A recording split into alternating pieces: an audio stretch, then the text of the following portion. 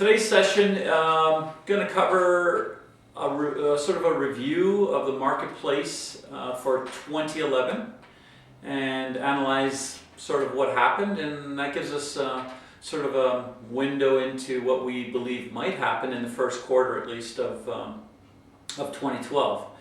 So let's start with 2011 and the statistics for the Edmonton Real Estate Board. 30,000 listings in 2010, and I'll compare everything to 2010, the previous year. 30,000 listings in 2011. 16,000 listings sold in 2010. 16,000 listings sold in 2011. The average sale price went down just marginally from $328,000 to $325,000. So what does that tell us? How do we analyze that information? Quite simply, it was a very stagnant year. 16,000 sales is very average, but if we take a look at the last 5 years, 16,000 does represent the lowest number of sales in the last 5 years, and now that's happened for 2 years in a row.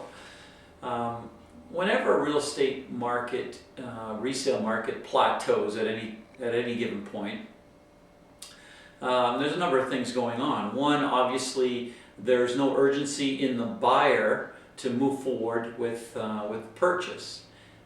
That has been sort of a byproduct of a number of things. One, prices that maybe are a little higher than what people can afford or are willing to spend. And two, no real change in the economy, no real change in interest rates, no real change in job creation, no real change in consumer confidence. Even though Alberta is somewhat of an island in Canada, and our economy is moving along at a great pace.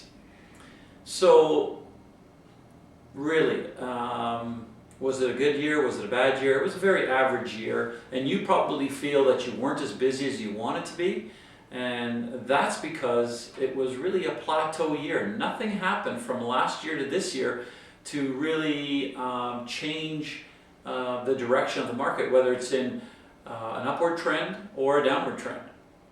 The important information that comes out of the stats is geared around not only those numbers, but what housing has been selling. Now, this is a number that's very interesting. Last year, 78%, so almost 80% of all sales were under $400,000. So out of 16,000 listings last year, over 13,000 of them were under $400,000 that sold. What does that tell you about the mid to upper market? It doesn't exist. You know, sure, there's some sales, 20%, whatever, but the bread and butter, the money is obviously in the affordable housing. And that number is as high as it's ever been. So 80% under 400. Something you need to think about when you're doing your marketing and who you want to expose your marketing program to and what listings you want to carry. Okay, well, let's move forward into the first quarter of this year. So what does that mean for this year? Quite frankly, I'm going to say I have absolutely no idea, but I can make an educated guess because, I don't know, because I've been around a long time. I don't even know why anymore, but at the end of the day, I do have an opinion about what the first quarter is going to look like for this year. I believe that 2011 was the year of conversation, and everybody was talking about positive things in 2011, including me. And I see 2012 as a year of action.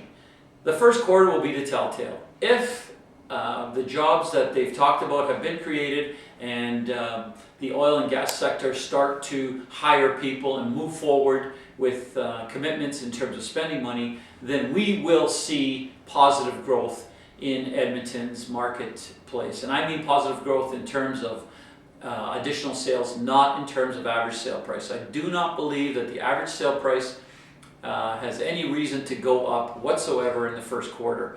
And I still believe that affordable housing will dominate sales for 2012.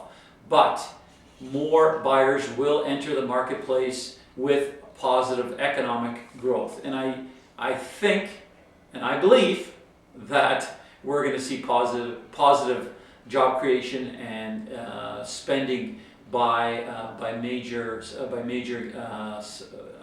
sectors in the Alberta economy.